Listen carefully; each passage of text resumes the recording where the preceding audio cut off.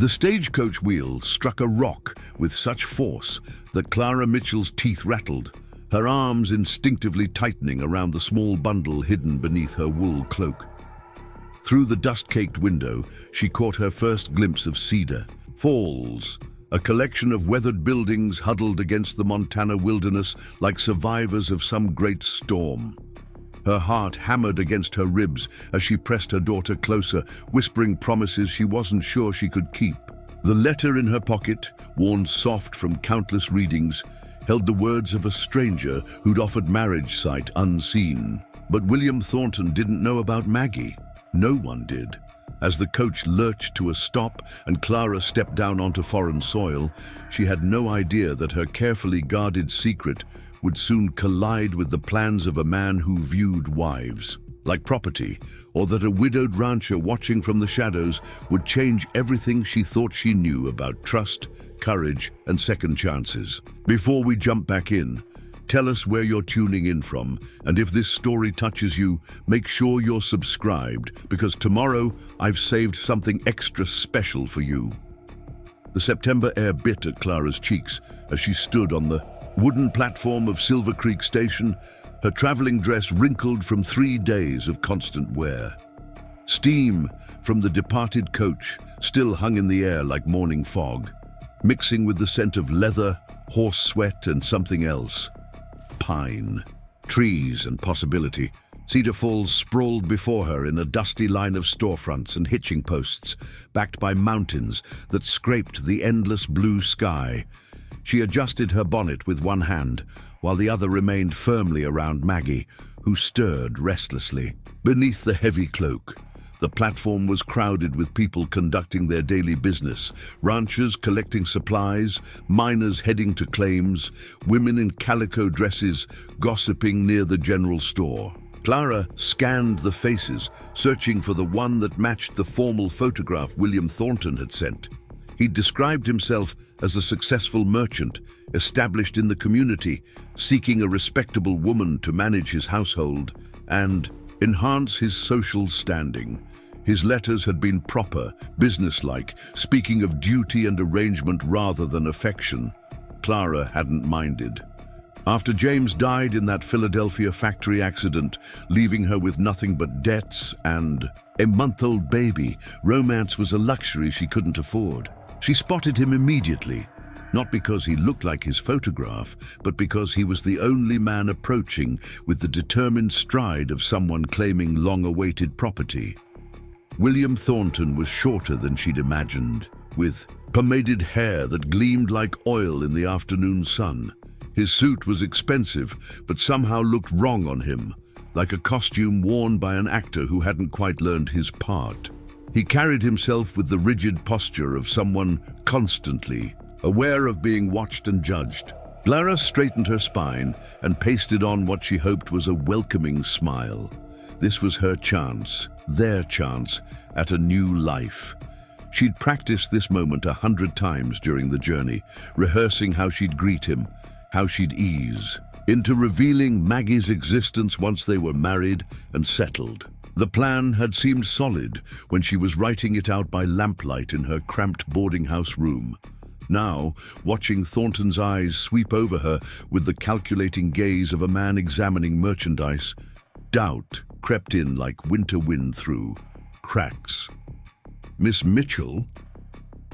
His voice was higher than she'd expected, with an edge that suggested perpetual dissatisfaction. He didn't extend his hand or offer any gesture of welcome. "Mr. Thornton." Clara managed to keep her voice steady despite the growing unease in her stomach. "I'm so pleased to finally meet you in person."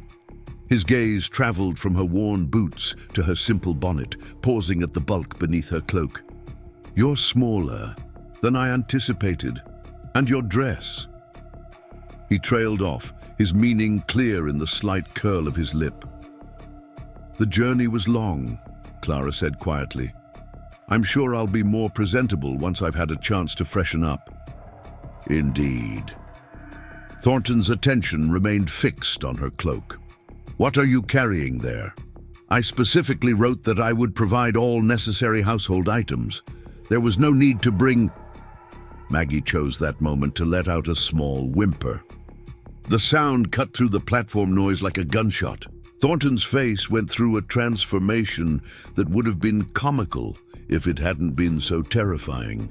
Confusion, realization, then cold fury, all in the space of 3 heartbeats.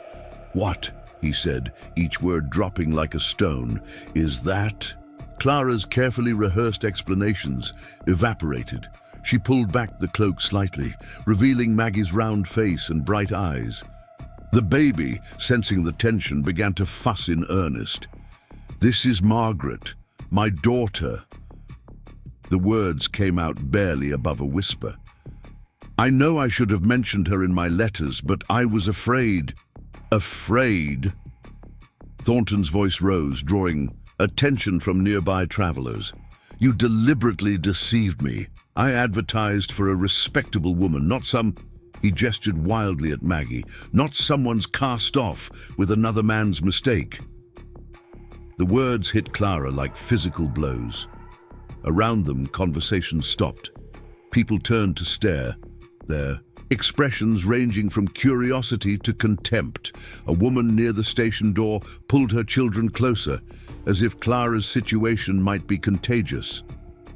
"She's not a mistake," Clara said, finding strength in defending her daughter even as her own. Dreams crumbled. "She's my child, and you thought you could trick me into raising another man's brat?" Thornton's face had turned an alarming shade of purple. "Did you think I was so desperate for a wife that I'd accept damaged goods?" The crowd pressed closer, feeding on the drama like carrion birds. Clara recognized the look in their eyes, the same judgment she'd faced in Philadelphia after James died, when landlords wouldn't rent to an unwed mother and employers wouldn't hire a woman with a baby. She'd traveled 2,000 miles to escape those looks, only to find them waiting for her here. "Please," she said, hating the desperation in her voice. "If we could just discuss this privately." "There's nothing to discuss." Thornton pulled a handkerchief from his pocket and wiped his hands as if merely speaking to her had contaminated him. "I want nothing to do with you or your bastard. Find your own way back to wherever you came from." He turned on his heel and strode away, leaving Clara standing alone in a circle of hostile faces. Someone laughed, a harsh, mocking sound that sparked others to join in. Comments flew like arrows. Should have known something was wrong with her coming all this way alone. Poor Thornton almost got saddled with that. What kind of woman tries to pass off another man's child? Clara's legs trembled, but she forced herself to remain upright. Maggie was crying openly now, picking up on her mother's distress. The platform that had seemed crowded moments ago now felt vast and empty, despite the gawking onlookers. She had 43 cents in her purse, no return ticket, and nowhere to go in a town that had already decided what kind of woman she was. "Excuse me," she said to a matronly woman standing nearby. "Could you direct me to a boarding house? Somewhere inexpensive?" The woman sniffed and turned away without answering. Others followed suit, creating a path of turned backs and averted eyes. Clara clutched Maggie tighter and started walking, her footsteps echoing on the wooden planks. She made it to the edge of the platform before her legs finally gave out. She sank onto a rough bench, her whole body shaking. Maggie's cries had subsided to hiccups, and Clara pressed her lips to the baby's forehead, breathing in her sweet scent. "I'm sorry," she whispered. "I'm so sorry, my love. I thought I was doing the right thing." The sun was beginning its descent behind the mountains, painting the sky in shades of orange and purple. The temperature was dropping, and Clara realized with growing panic that she had no idea where they would sleep tonight. The few coins in her purse might buy a meal, but not shelter. And in a town where news traveled faster than wildfire, who would rent a room to a fallen woman with a bastard child? She was so lost in her spiral of fear that she didn't notice the man approaching until his shadow fell across her. Clara looked up, expecting another townsperson come to gawk or condemn. Instead, she found herself meeting the gaze of a tall man in worn ranch clothes, his face weathered by sun and wind. Unlike the others, his eyes held no judgment, only a quiet assessment that somehow made her feel seen rather than examined. "Ma'am," he said, touching the brim of his hat. His voice was deep and steady, like river water running over stones. "Couldn't help but notice you might need some assistance." Clara stiffened, ready for another rejection or proposition. She'd learned in Philadelphia that men who offered help to desperate women usually wanted something in return. "I'm fine. Thank you." "No offense meant," he continued, seemingly unbothered by her sharp tone. "Just that it's getting cold and that little one sounds hungry. Preparing and narrating this story took us a lot of time, so if you are enjoying it, subscribe to our channel. It means a lot to us. Now back to the story. My ranch is about 3 miles out. There's a cabin there, empty but clean. You and the baby could stay tonight, figure things out come morning." The offer was so unexpected that Clara couldn't immediately process it. She studied his face, searching for the catch, the hidden motive. He was older than her by perhaps a decade, with lines around his eyes that suggested either frequent laughter or squinting into too many sunsets. His clothes were clean but worn, his boots scuffed but well maintained. Everything about him spoke of hard work rather than prosperity. Why? The word came out more suspicious than she'd intended. A slight smile tugged at one corner of his mouth. "Because I've got a barn full of hay, a well that never runs dry, and a conscience that won't let me sleep knowing a woman and baby spent the night in the cold." He paused, then added quietly, "And because I know what it's like to have the whole town turn its back on you." Something in his tone, a weight of personal understanding, made Clara's defenses waver. Maggie squirmed in her arms, letting out a hungry whimper that decided the matter. Pride was a luxury she couldn't afford, not with her daughter depending on her. "I can't pay you," she said, lifting her chin slightly. "Didn't ask you to." He extended his hand. "Sam Crawford, I run cattle out by Miller's Creek." After a moment's hesitation, Clara took his hand. His grip was firm but gentle, calluses rough against her palm. "Clara Mitchell, and this is Maggie." Sam's eyes softened as he looked at the baby. "Pretty name. My wagon's just over there. Got some blankets in the back if you're worried." About the cold. The walk to his wagon felt like crossing a battlefield. Eyes followed their every step, whispers rising in their wake like dust. Clara kept her gaze fixed straight ahead, but she could feel the town's judgment pressing against her back. Sam seemed oblivious to the attention, or perhaps just indifferent to it. He helped her into the wagon with a matter-of-fact courtesy that suggested this was simply what decent people did, regardless of circumstances. As they pulled away from Silver Creek Station, Clara caught a glimpse of Thornton standing in front of his general store, watching their departure with narrowed eyes. Even from a distance, she could see the calculation in his expression, like a poker player deciding whether to raise or fold. She turned away, focusing instead on the road ahead as Cedar Falls grew smaller behind them.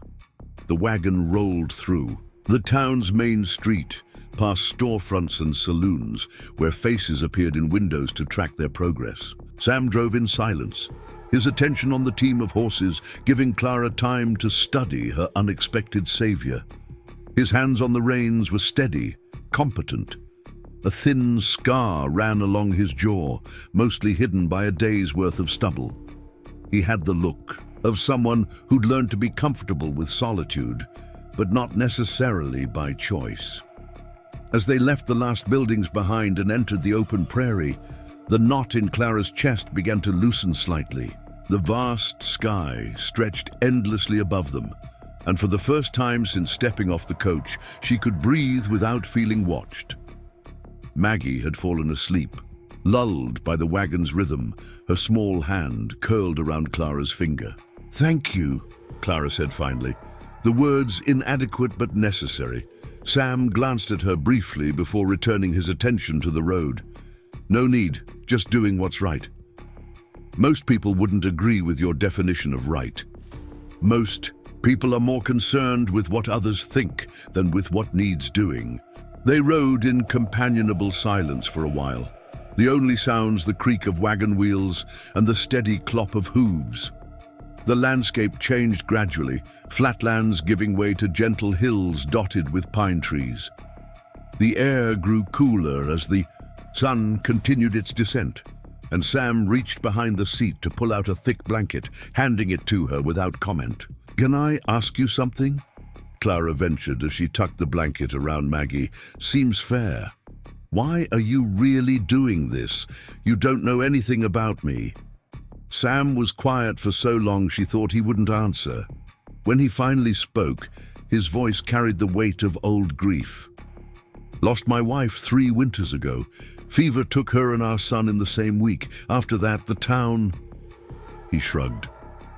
"People don't know what to do with grief that won't fade on their schedule. They want you to mourn proper for a few months, then move on, find a new wife, start over. When you don't follow their timeline, they get uncomfortable, start avoiding you." Whispering. Clara absorbed this, understanding dawning. "So you know what it's like to be judged. I know what it's like to need kindness more than air, and find none." He clicked his tongue at the horses, urging them up a slight incline. "Besides, you're not the first person Thornton's done that, too." "What do you mean?"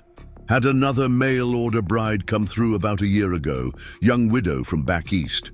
Soon as she arrived, he found fault with something, can't remember what, and sent her packing in front of half the town. She had to work at the saloon to earn coach fare home." Clara shuddered, imagining how close she'd come to that fate. Then why does he keep advertising for wives? Because he doesn't want a wife. He wants an audience for his importance. Every time he rejects someone publicly, he gets to show the town how particular he is, how high his standards are. Makes him feel powerful. The wagon crested a hill, and Clara caught her first glimpse of Crawford Ranch. It wasn't grand. A 2-story house with a wraparound porch, a large barn, several outbuildings, and a corral where a few horses grazed. But everything was well maintained. Fences straight and buildings solid against the darkening sky.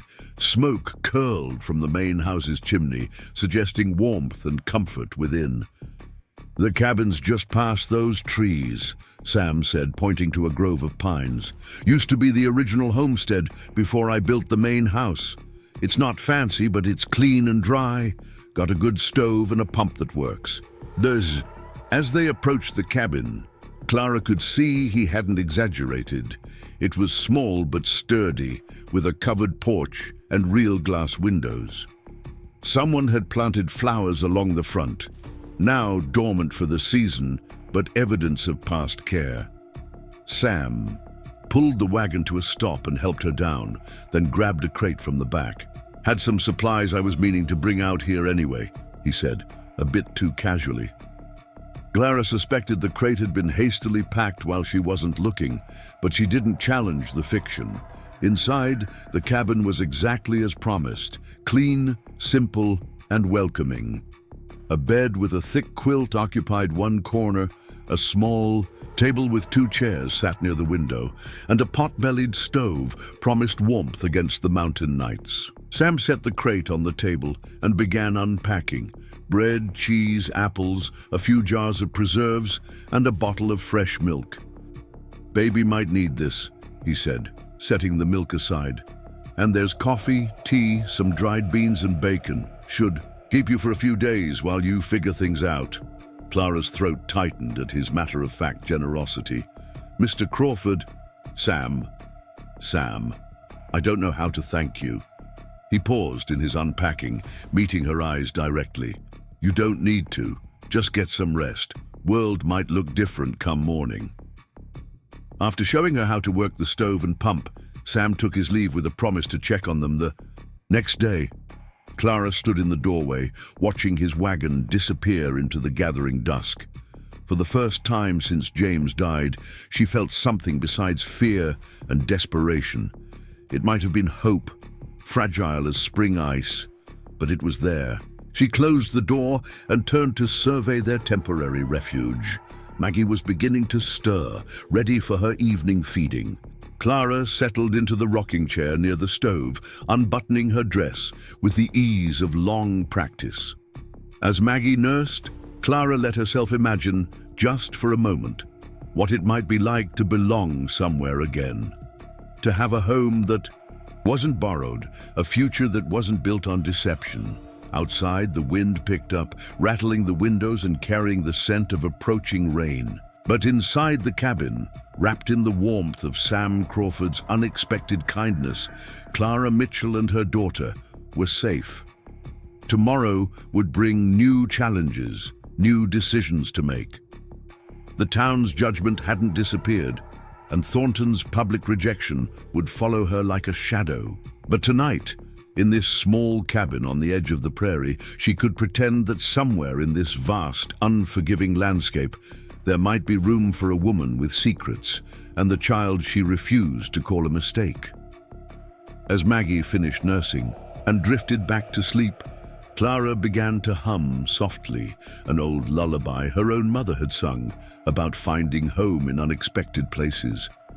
The rain began to fall, gentle at first, then stronger, drumming against the roof in a rhythm that sounded almost like welcome. Morning light filtered through the cabin windows, painting golden squares on the rough wooden floor. Clara woke to find Maggie already alert, her small hands reaching toward the dust motes dancing in the sunbeams. For a moment, disorientation gripped her, the unfamiliar walls, the scent of pine and wood smoke, the deep quiet so different from the constant noise of Philadelphia streets. Then memory rushed back, the rejection at the station, the town's cold judgment, and Sam Crawford's unexpected kindness. She rose quietly, wrapping a shawl around her shoulders against the morning chill.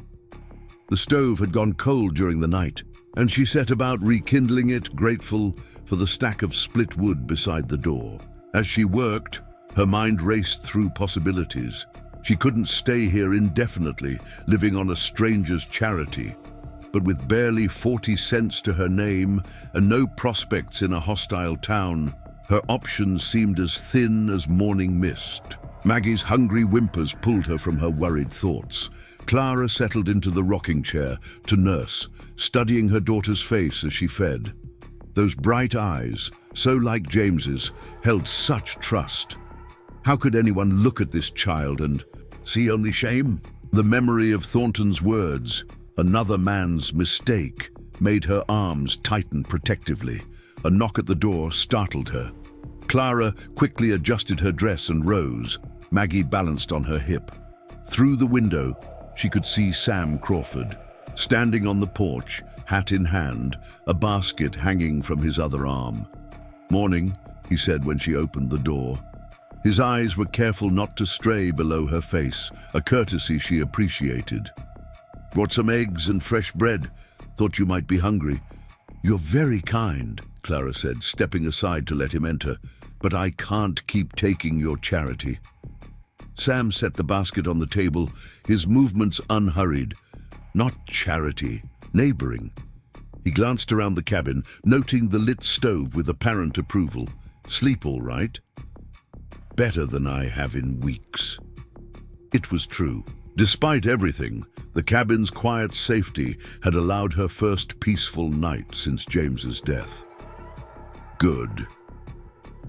Sam hesitated, then cleared his throat. "I've been thinking. You said yesterday you can't pay rent, but maybe we could work out a trade. Ranch work's never done, and I could use help with cooking, mending, such like, in exchange for room and board." Clara's pride wrestled with practicality.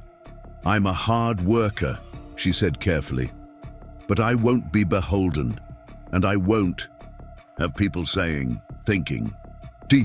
People will say what they say regardless," Sam interrupted gently. "But facts are facts. This cabin's been empty 2 years. You'd be doing me a favor keeping it lived in. As for talk, well, I stopped caring about that a long time ago. Before Clara could respond, the sound of approaching hoofbeats drew their attention. Through the window, they watched 3 riders approach, 2 men and a woman, their faces set in expressions of determined disapproval. "That's Mrs. Peters," Sam muttered. "Town's biggest gossip, and Reverend Walsh. The other's Joe Hickman, Thornton's foreman." Clara's stomach tightened. "They'll hear about me." "Appears so." Sam straightened his shoulders. "Stay inside. I'll handle this." But Clara had spent too many months being handled, protected, hidden away. "No," she said firmly. "If they've come to say something, they can say it to my face." She stepped onto the porch, Maggie still on her hip, chin raised despite the trembling in her knees. The riders pulled up short, clearly not expecting her to appear. Mrs. Peters spoke first, her voice carrying the righteous indignation of someone who believed themselves appointed moral guardian of the community. "Mr. Crawford, we've come to express our concern about your situation." "My situation is my business, Abigail," Sam replied evenly. "When you harbor fallen women, it becomes the town's business," Reverend Walsh interjected. He was a thin man with pale eyes that seemed to look through rather than at people. "We cannot allow Cedar Falls to become a refuge for those who flaunt decent society's values." Clara felt heat rise in her cheeks. "I've flaunted nothing. I came here in good faith, answering a proposal of marriage." Under false pretenses, Joe Hickman spat. He was younger than the others, with the aggressive energy of a man trying to prove himself. "Mr. Thornton's reputation..."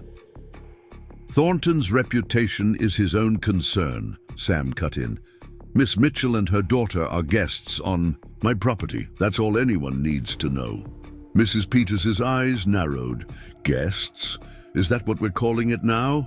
A young woman unchaperoned staying with a widowed man. Have you no shame, Samuel Crawford? No thought for propriety?" "I've thought plenty about what's proper," Sam replied, his voice taking on an edge Clara hadn't heard before. "Proper is offering shelter to those in need. Proper is minding your own business instead of riding out here like a pack of vultures." The Reverend raised a placating hand. "We're simply concerned for everyone's spiritual welfare. Perhaps if Miss Mitchell were to attend services, make a public confession." "Confession of what?" Clara stepped forward, surprising herself with her boldness. "Of being widowed, of having a child, of believing a man's written word, of attempting to deceive an upstanding member of our community," Mrs. Peters snapped, "of bringing scandal to our town." Maggie, sensing the tension, began to fuss. Clara bounced her gently, drawing strength from her daughter's need for calm. The only deception was Mr. Thornton representing himself as a Christian gentleman seeking a wife, when what he wanted was an audience for his cruelty. Joe Hickman's horse shifted restlessly. "You can't talk about Mr. Thornton that way." "I've said nothing but truth," Clara replied. "If truth offends you, perhaps you should examine why." Sam moved slightly, positioning himself between Clara and the riders. "You've said your piece, now I'll say mine. Miss Mitchell stays as long as she chooses. Anyone who has a problem with that can take it up with me directly, but I won't have people riding onto my land to harass my guests." Reverend Walsh's face tightened. "You're making a mistake, Samuel. The church has been patient with your withdrawal from society, but this flagrant disregard for moral standards..." "Judge not," Sam quoted quietly, "lest ye be judged." The simplicity of the rebuke seemed to catch the Reverend off guard.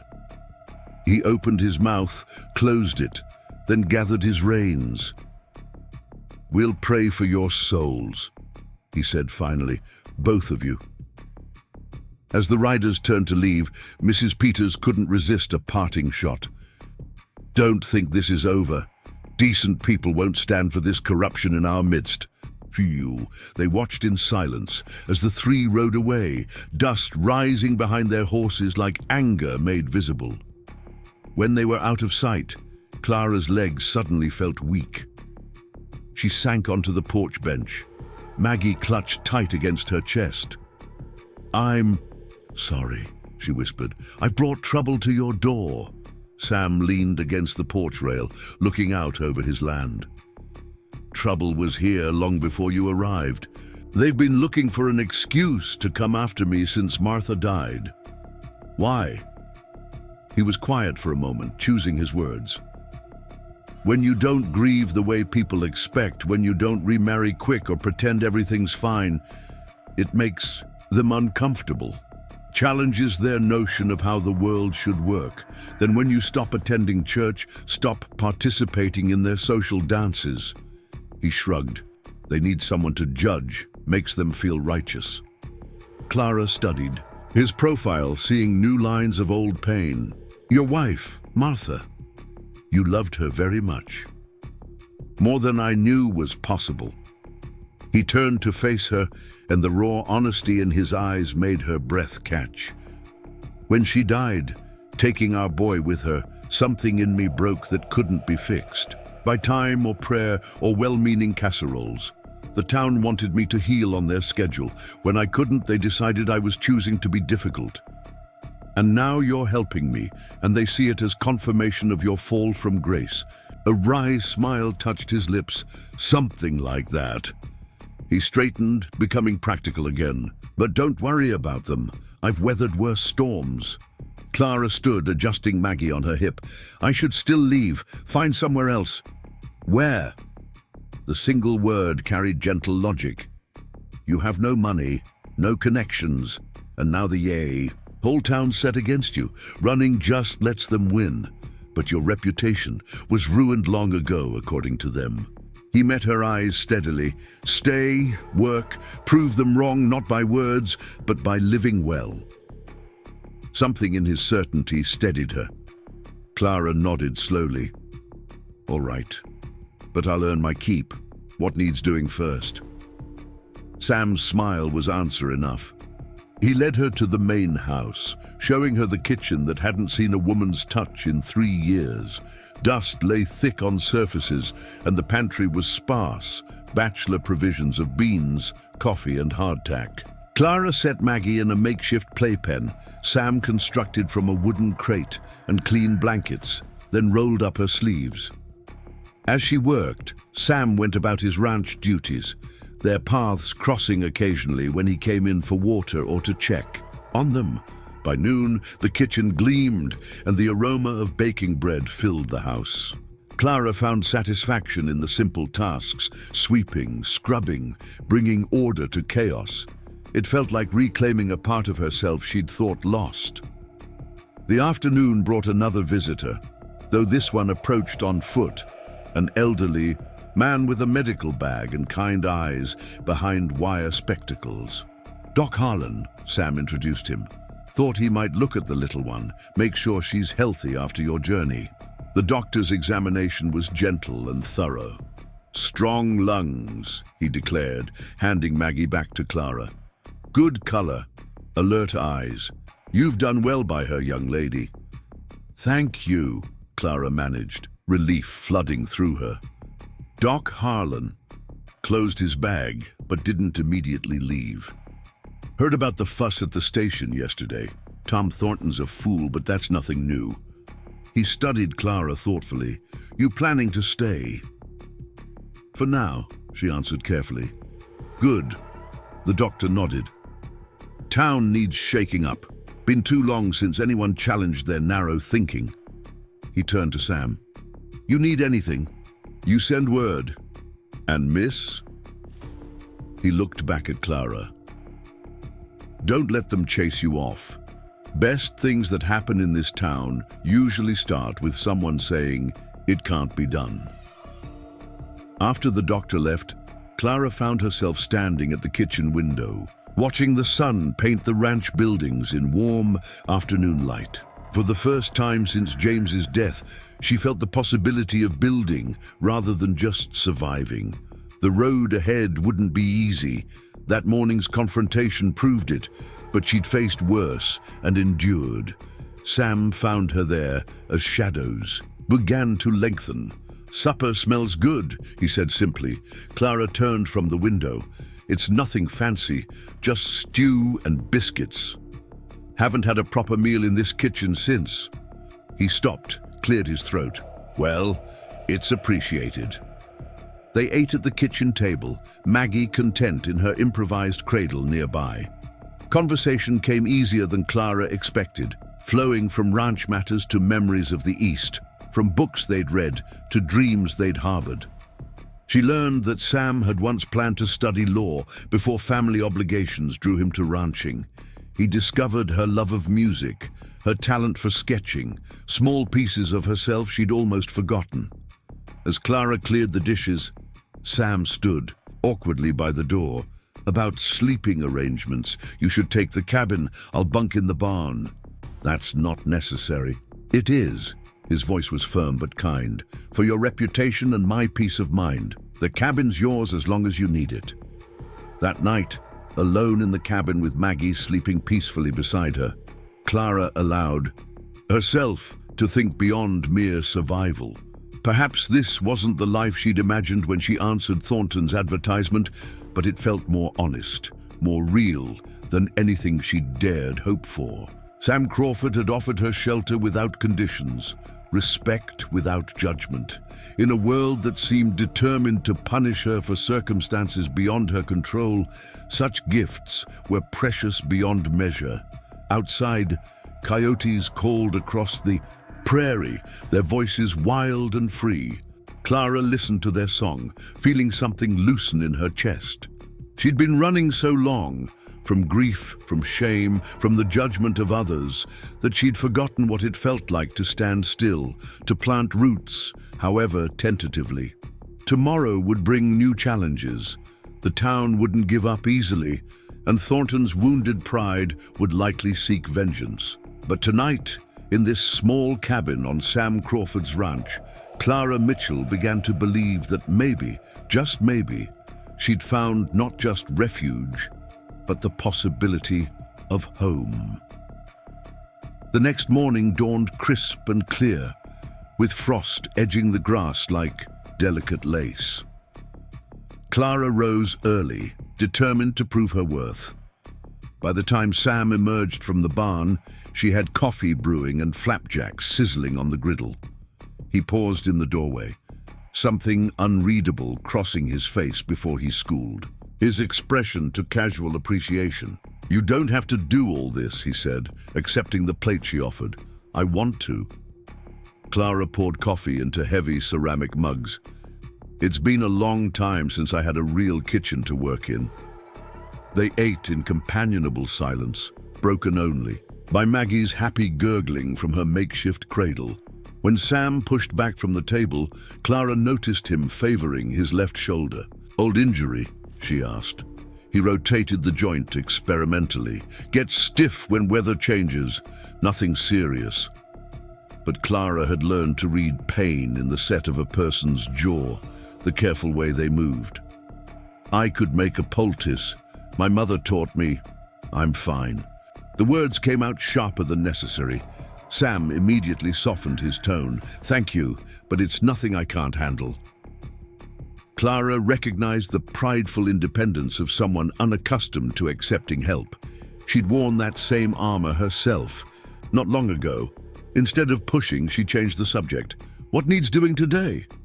"Fence needs mending in the north pasture.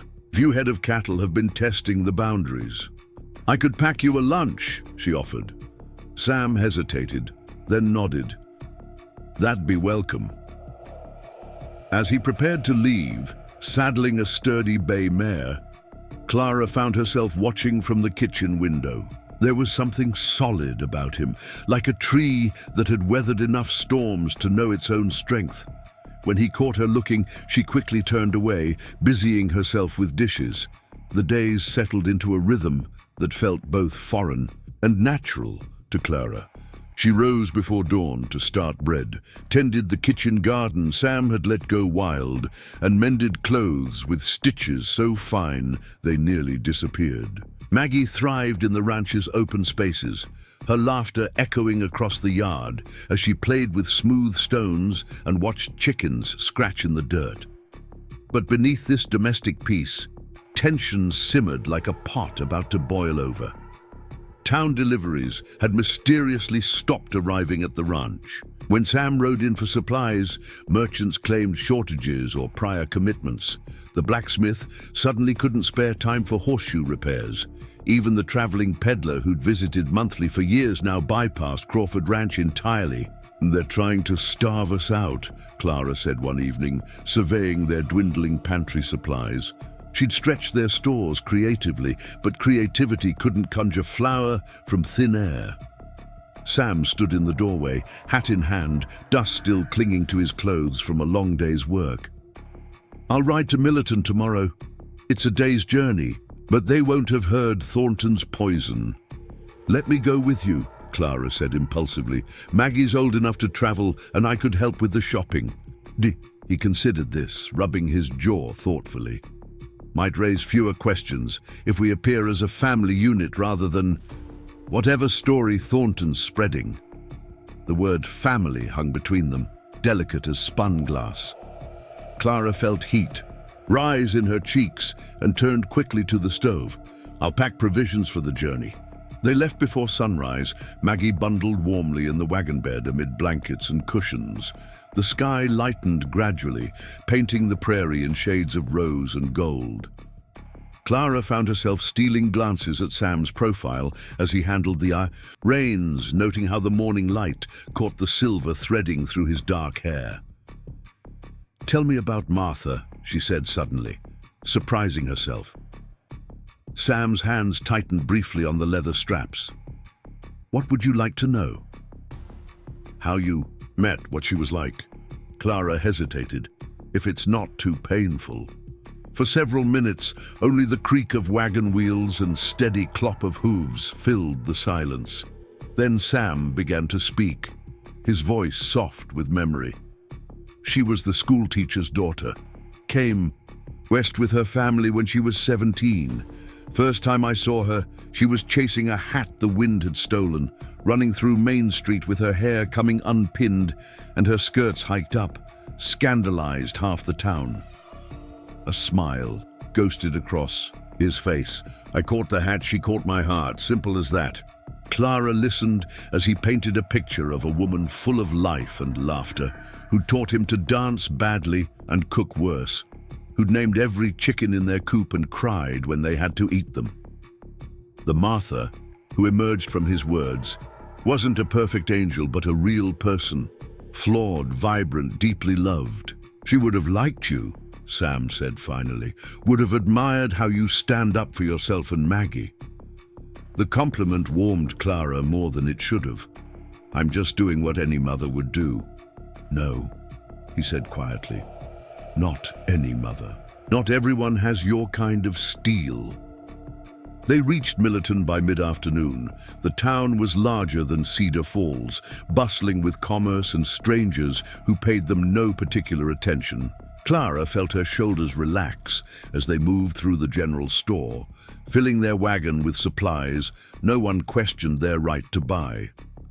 While Sam arranged for grain delivery, Clara explored the mercantile with Maggie, fingering bolts of fabric she couldn't afford, but enjoying the simple pleasure of looking. A display of hair ribbons caught her eye, particularly a length of blue silk that matched Maggie's eyes perfectly.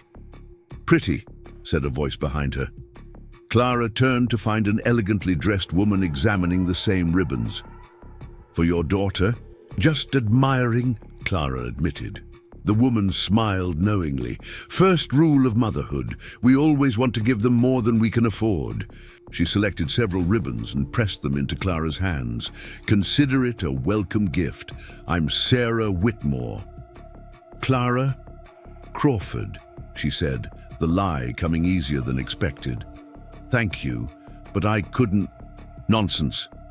I own this store, and I remember what it was like starting fresh in a new place. Sarah's eyes crinkled with understanding. Besides, little girls should have pretty things. They chatted while Sarah wrapped the ribbons in tissue paper, discussing children and the challenges of frontier life. It felt strange and wonderful to be treated as just another young mother, not a source of scandal or shame. "You must bring your husband to dinner sometime," Sarah said as they parted. "My Robert would enjoy meeting another rancher." Clara nodded, guilt twisting in her stomach at the deception. But as she watched Maggie grasp the wrapped ribbons with delight, she pushed the feeling aside. Some lies protected, others destroyed. She was learning to tell the difference. She found Sam loading the wagon, his expression troubled. "What's wrong?" Ran into someone from Cedar Falls, Hickman's cousin. He helped her climb onto the seat. "Word spreading faster than I thought." "What kind of word?" Sam clicked his tongue at the horses, urging them forward. "The kind that paints you as a Jezebel and me as your willing fool." Clara's stomach clenched. "I'm sorry. If you want me to leave, I want you to stop apologizing for other people's nastiness." His voice held an edge she rarely heard. "We've done nothing wrong." They rode in tense silence as Millerton fell behind them. The sun began its descent, casting long shadows across the prairie grass. Maggie fussed in her nest of blankets, sensing the adult's mood. "We should make camp," Sam said as darkness approached. "Too dangerous to navigate these trails at night." They found a sheltered spot near a small creek where cottonwood trees provided cover from the wind. Sam built a fire while Clara settled Maggie, then prepared a simple meal from their supplies. The flames pushed back the darkness, creating an intimate circle of warmth in the vast night. "I never thanked you properly," Clara said, watching him across the fire. "For taking us in, for standing by us against the town. Nothing to thank me for." "There's everything to thank you for." She drew her shawl tighter. "Most men would have turned away, would have worried about propriety, about what others might say. I stopped living for others' opinions the day I buried my family." Sam poked at the fire, sending sparks spiraling upward. "Life's too short and too hard to waste on pleasing people who judge you regardless." Clara studied his face in the firelight, seeing new depths in the lines carved by loss and weather. "Do you ever get lonely?" "Every day." The admission came quietly. "But there's different kinds of lonely. The kind where you're surrounded by people who don't really see you, that's worse than solitude." "I know that loneliness," Clara whispered. "After James died, people looked right through me. Or worse, looked at me like I was something pitiful or dangerous. You're neither." Sam's eyes met hers across the flames. "You're one of the strongest people I've met." The intensity of his gaze made Clara's breath catch. She looked away, flustered, focusing on Maggie's sleeping form. "We should rest. Long day tomorrow." But sleep proved elusive. Clara lay awake, listening to night sounds. The creek's gentle murmur, an owl's distant call, the soft whisper of wind through cottonwood leaves. And beneath it all, Sam's steady breathing from his bedroll across the fire. She found herself wondering what it would be like to wake beside him every morning, to build something real instead of maintaining this careful distance born of propriety and fear. The thought startled her. She'd come west seeking security, not love. James's death had taught her how quickly happiness could shatter, better to guard her heart, to accept Sam's friendship without wanting more. Yet as she finally drifted towards sleep, her last conscious thought was of how right it had felt. To call herself Clara Crawford, even in a lie. Morning brought complications. They'd barely finished breakfast when the sound of approaching horses made them both tense. 3 riders appeared on the trail, men Clara didn't recognize, but whose hard faces and low-slung guns spoke clearly enough. "Morning," the leader called out, too friendly. "Nice little camp you got here." Sam stood slowly, positioning himself between the strangers and Clara. "Can I help you, gentlemen?" "Just passing through. Couldn't help noticing the lady." The man's eyes raked over Clara in a way that made her skin crawl. "Don't often see such fine company on these trails. My wife and I are heading home," Sam said evenly. "If you'll excuse us, we need to break camp." "Wife?" Another rider laughed. "Funny, heard tell Crawford was a widower. Also heard he'd taken up with some soiled dove from back east." Clara felt fury rise like bile. Before Sam could respond, she stepped forward. "You heard wrong, and I'll thank you to watch your language around my daughter." The leader dismounted, moving closer. "Feisty. I like that. Maybe we should get better acquainted." Sam's hand dropped to his sidearm. "That's close enough. 3 against 1, friend. Might want to reconsider your tone." "I might want to reconsider your choices," Sam replied. "I know your type. Hired guns, probably working for someone who doesn't like getting their hands dirty. Question is, what's Thornton paying you?" The mention of Thornton's name caused a visible reaction. The leader's smirk faltered. "Don't know what you're talking about. Then ride on, unless you want to explain to the territorial marshal why you're harassing travelers." The men exchanged glances, calculating odds. Finally, the leader remounted. "This ain't over, Crawford. Man can't protect what he don't rightfully own." They watched until the riders disappeared over a rise. Clara realized she was trembling from anger more than fear. Thornton hired them. Most likely, he's not the type to accept public humiliation well. Sam began quickly breaking camp. "We need to move. They might circle back." They pushed. The horses harder than usual, both scanning the horizon for signs of pursuit. Maggie, picking up on the tension, whimpered until Clara sang softly to soothe her.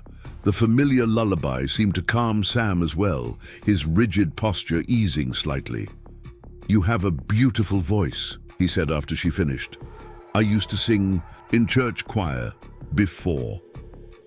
Clara adjusted Maggie's blanket. Music was the one thing that didn't cost money, didn't require respectability. "Will you sing something else?" So she sang as they traveled. Hymns, folk songs, melodies her mother had taught her.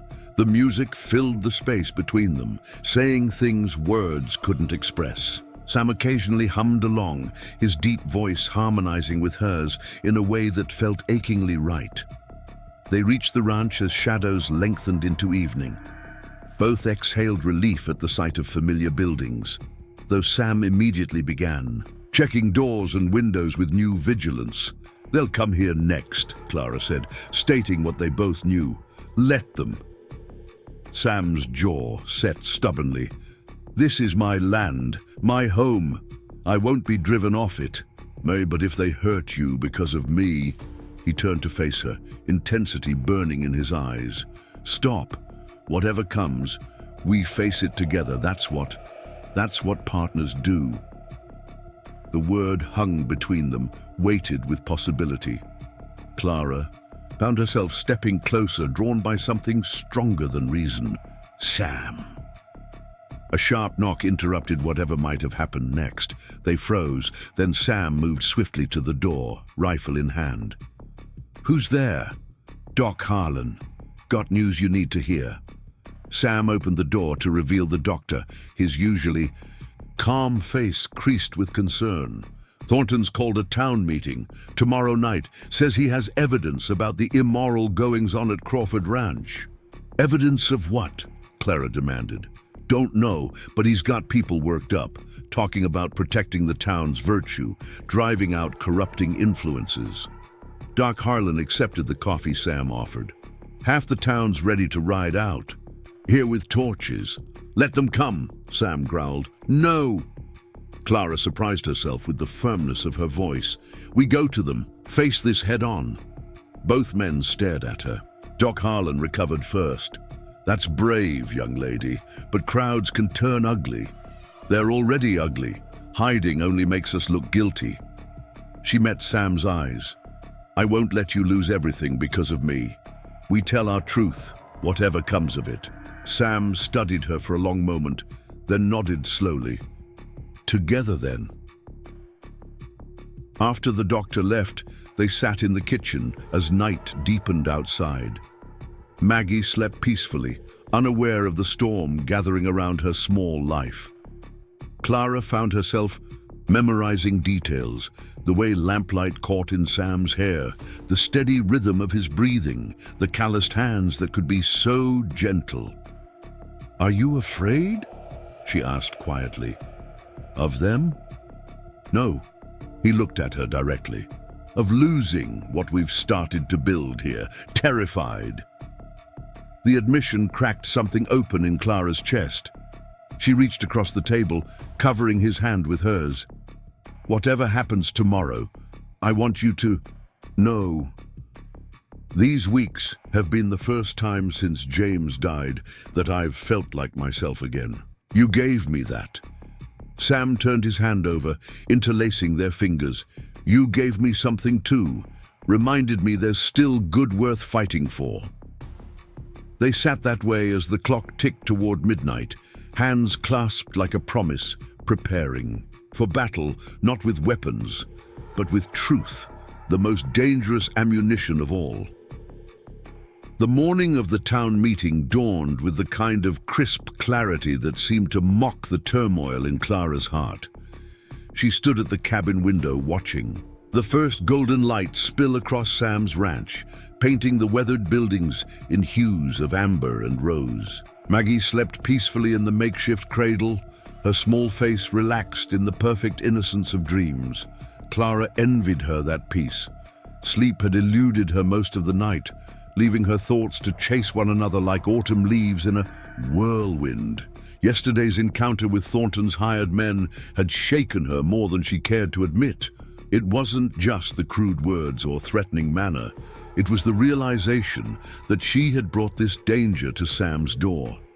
He had offered shelter when no one else would, had defended her against his neighbors and friends, and now stood to lose everything he'd built because of her presence. "I should leave," she whispered to the silent room. "Take Maggie and go somewhere new, somewhere Thornton's influence can't reach." But even as the thought formed, she knew it was impossible. With no money and a small child, where would she go?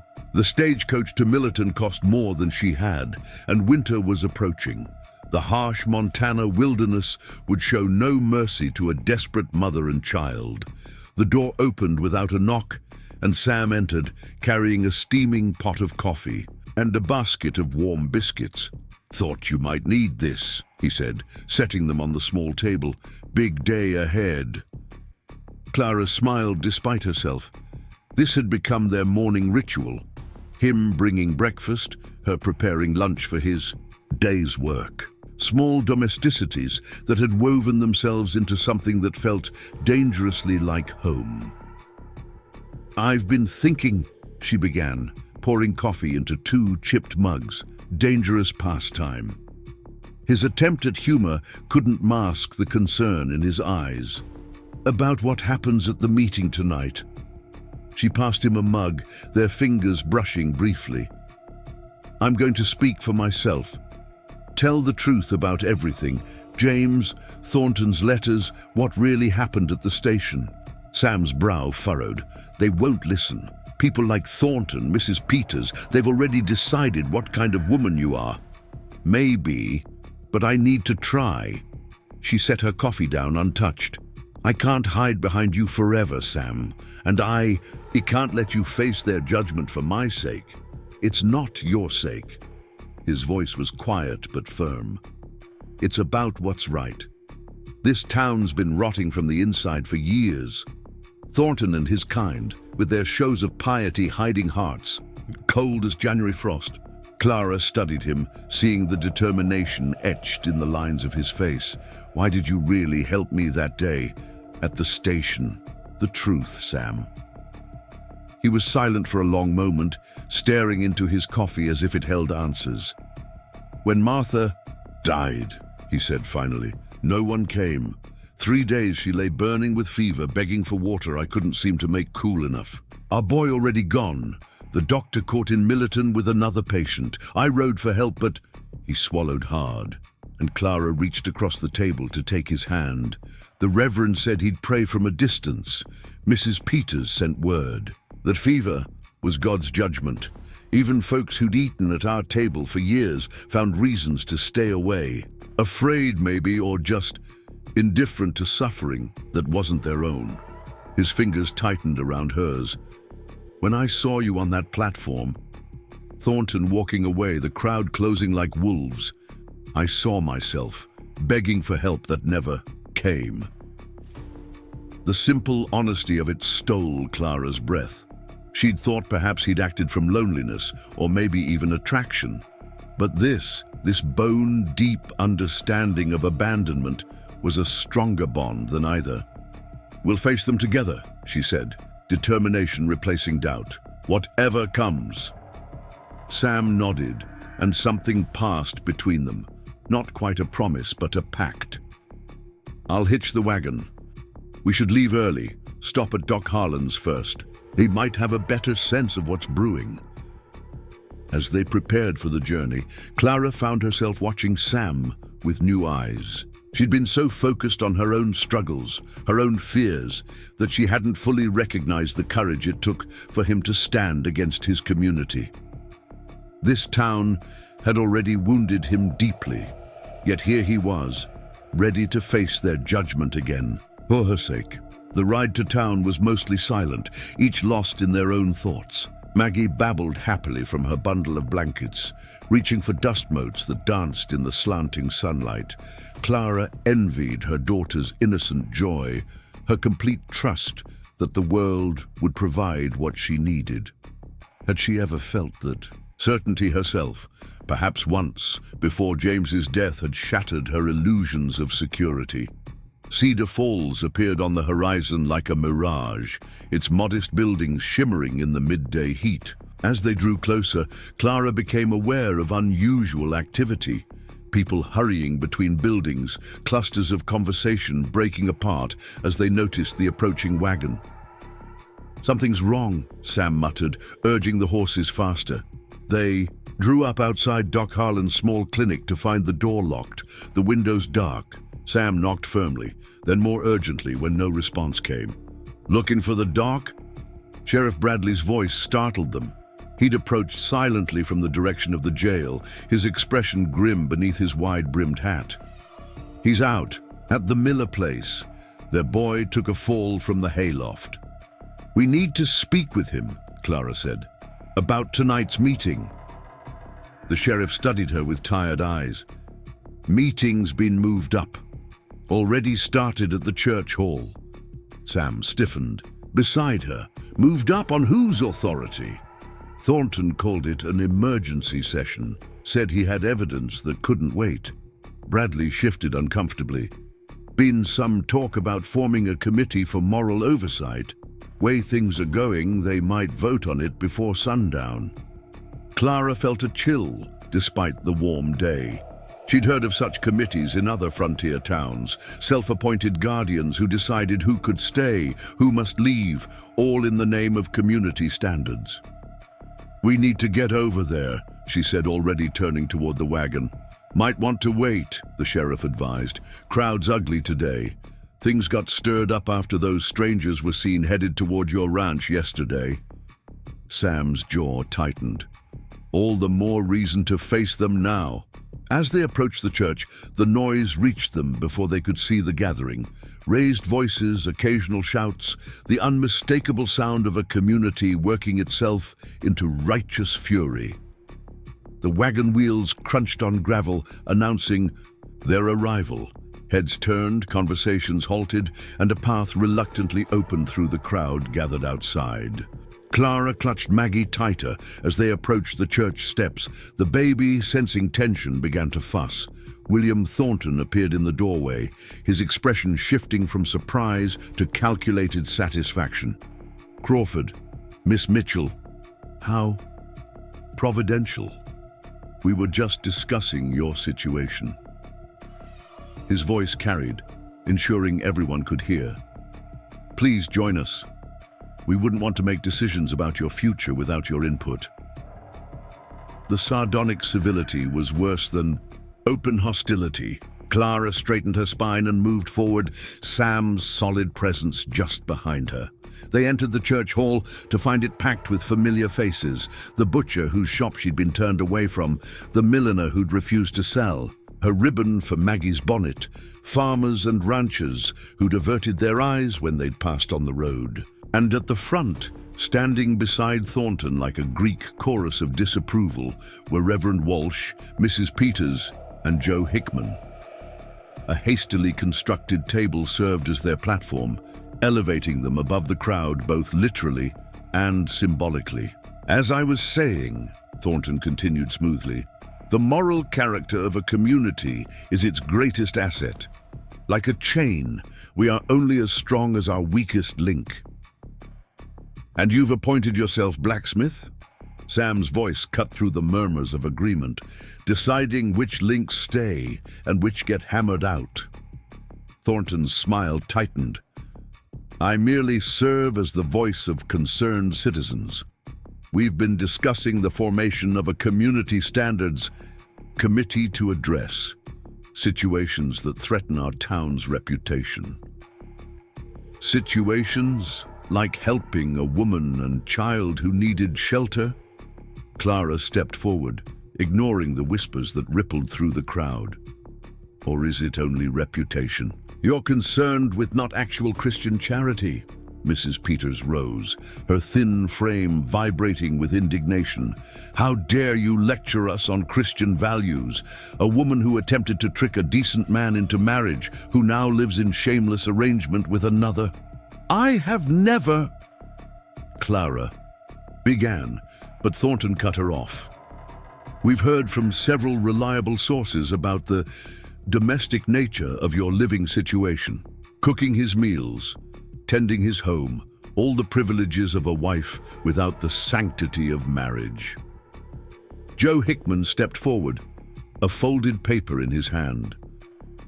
I have here sworn statements from 3 men who witnessed Miss Mitchell and Crawford behaving as husband and wife during their stay in Millerton, sharing a wagon, a campsite, introducing themselves to storekeepers as the Crawford family. Clara's cheeks burned. The lies she'd told the shopkeeper Sarah, a harmless pretense to avoid uncomfortable questions, now twisted into something sordid. We did no such thing, Sam said firmly. Miss Mitchell stays in the cabin, I in the barn or the main house. She works for room and board, nothing more. Reverend Walsh shook his head sadly. Even if that were true, which these testimonies suggest otherwise, you've placed both your souls in the path of temptation and led our community's young people to believe such arrangements are acceptable. Clara felt the weight of judgment pressing down like a physical force. These people had decided her guilt before she'd even arrived. Nothing she could say would change minds so firmly closed. Then a small voice rose from the back of the church. She helped my Johnny.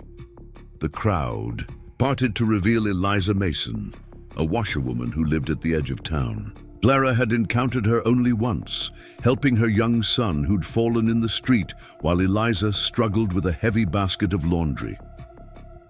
When everyone else walked past, she stopped, cleaned his cuts, carried him home. Eliza's voice gained strength as she spoke. Didn't ask who I was or if I could pay, just helped because my boy was hurting. One act of charity doesn't excuse, Thornton began, but another voice interrupted. She mended my husband's shirt. This from the miller's wife, a quiet woman Clara barely remembered speaking to. I was sick with fever, couldn't hold a needle. She did it without asking anything in return. And she watches the Cooper twins. When Mary needs to rest, added another woman, reads to them from her Bible. Clara stared in astonishment. These small kindnesses, moments she'd scarcely thought about, remembered and valued by women she'd assumed shared in the town's condemnation. Thornton's face darkened. These minor acts changed nothing about her fundamental character or the impropriety of her living situation. And what about your character, William? The new voice belonged to Sarah Whitmore, who stood in the church doorway, her husband Robert beside her. What about responding to a desperate woman's letters with promises you had no intention of keeping? What about rejecting her publicly when you could have at least offered the courtesy of a private conversation? The mercantile owner from Millerton moved through the stunned crowd to stand beside Clara. I witnessed Mr. Thornton's correspondence, saw the letters he wrote, full of assurances about his Christian home, his desire for a family. "You had no right to read my private," Thornton spluttered. "I had every right when you conducted your business from my store," Sarah countered, "using our post office account, having me address the envelopes in a feminine hand to make your prospects. Believe a woman was involved in the selection process." A murmur ran through the crowd. Clara looked at Thornton, suddenly seeing him clearly, not as the powerful figure who'd humiliated her, but as a small man desperate for control he hadn't earned. "Is this true, William?" Reverend Walsh asked, his certainty wavering for the first time. "Did you mislead this woman?" "Of course not. She's the one who concealed her condition, her bastard child." The crude word hit Clara like a physical blow. Before she could respond, Sam stepped forward, every line of his body radiating controlled fury. "Say that word again," he said softly, dangerously, "and our next conversation won't happen in a church." Thornton blanched, but rallied quickly. "Threats now. Violence. You see the kind of man he's become under her influence?" "I'd say he's become exactly the kind of man this town needs more of." Doc Harlan pushed through the crowd, mud still, clinging to his boots from his emergency call, one who judges people by their actions, not their circumstances. The doctor moved to stand beside Clara and Sam, a simple gesture that carried immense weight. "I've watched Miss Mitchell care for her child with devotion that would put many married mothers to shame. I've seen Sam Crawford open his home to those in need, asking nothing in return. If that's what we're condemning today, then perhaps we should examine what we're trying to protect." The crowd's mood was shifting, uncertainty replacing conviction. Clara felt a surge of gratitude for these unexpected allies, but knew the moment was precarious. Thornton still commanded authority built over years of economic influence. "We're protecting decency," Mrs. Peters insisted. "Proper behavior, proper examples for our children." "My child," Clara said, finding her voice at last, "will learn that kindness matters more than appearance, that helping others is never wrong, even when it's inconvenient or unpopular." She looked around the room, meeting eyes that had previously turned away. "I came to Cedar Falls seeking a new start, a place to raise my daughter with dignity. Mr. Thornton offered marriage but wanted submission. When he saw I wouldn't be controlled, he rejected me in the cruelest way possible." She took a deep breath. "I'm not ashamed of my child. I'm not ashamed of accepting help when I needed it desperately. And I am not ashamed of working honestly for my keep." Her voice strengthened. "The only shame here belongs to those who would turn away a mother and baby to preserve their comfortable judgments." A long silence followed her words. Maggie chose that moment to gurgle happily, reaching for Clara's hair with perfect innocence.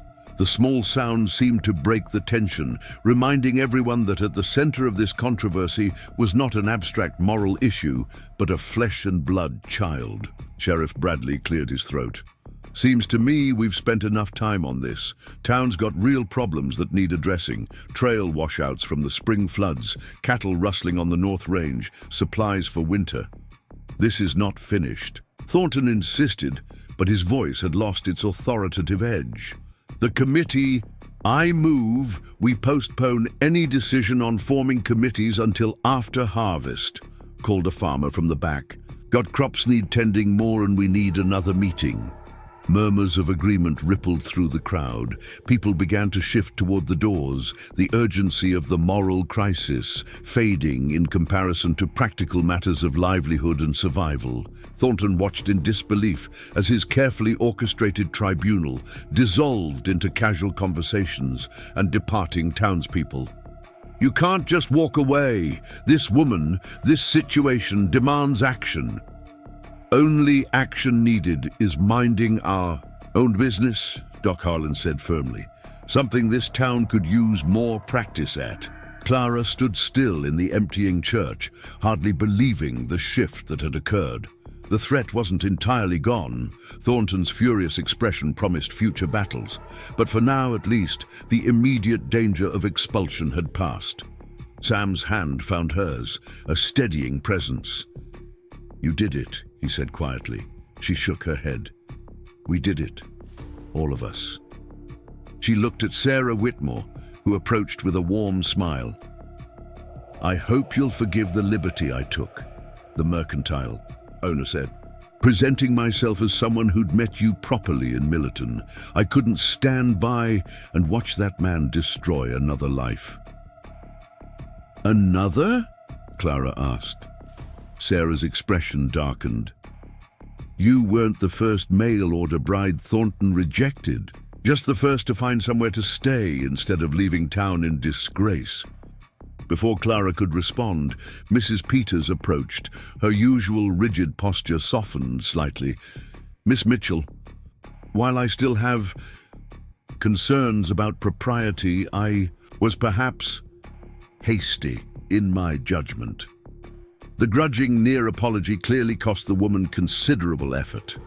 Clara acknowledged it with a nod. "We all make mistakes, Mrs. Peters, including me.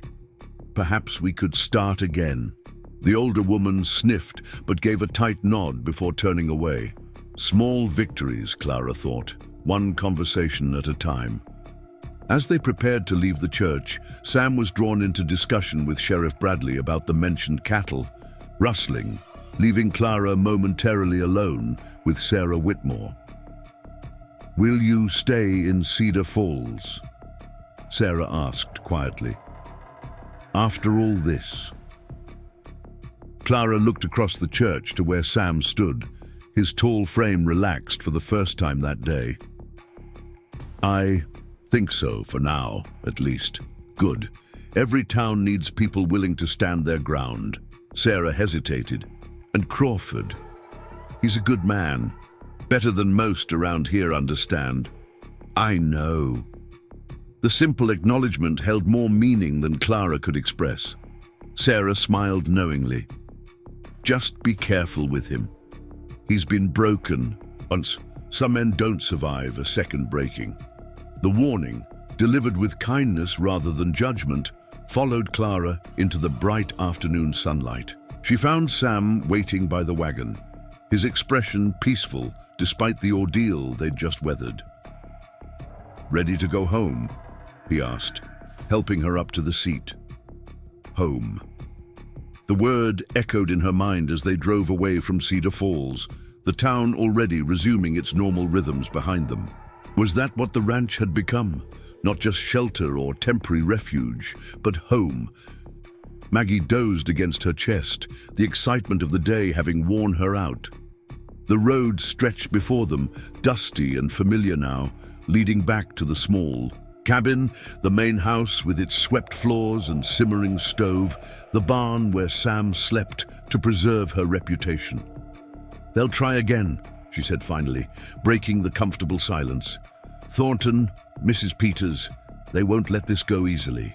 "No," Sam agreed, "but neither will we." The simple declaration settled something in Clara's chest. Whatever came next, whether acceptance or renewed rejection, they would face it together. The thought should have frightened her. Instead, she found herself smiling as the ranch appeared on the horizon, solid and waiting, like a promise kept. Mapul. The following weeks brought a tentative peace. While some in town maintained their distance, others began to thaw. The general store owner filled their orders without comment, if not quite with friendliness. The blacksmith made time for Sam's horses when they needed shoeing, small shifts like ice beginning to crack after a long winter. Clara established a rhythm to her days, rising early to bake bread, tending to the chickens she'd coaxed back, to laying, preserving garden produce for the approaching winter.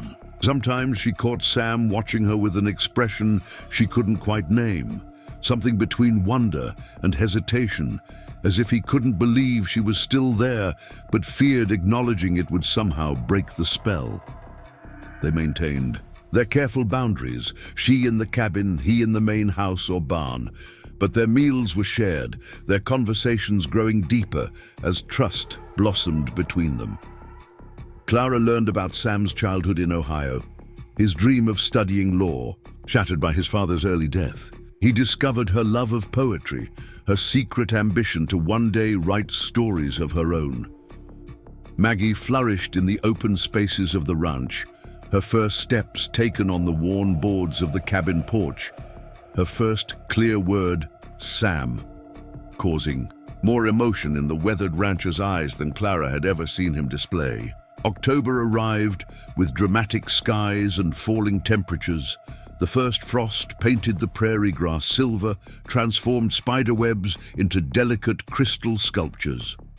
Clara rose one morning to find Sam already out, checking livestock before the coming storm. The heavy clouds promised. She was kneading dough for the day's bread when a knock at the cabin door startled her. Visitors were rare, especially with the weather threatening. She wiped flour from her hands and went to answer, finding Mrs. Peters standing stiffly on the porch, clutching a covered basket. "Mrs. Peters," Clara said, unable to hide her surprise, "please come in from the cold." The older woman hesitated before entering. Her eyes swept the cabin, the neatly made bed, the spotless floor, the Bible open on the small table.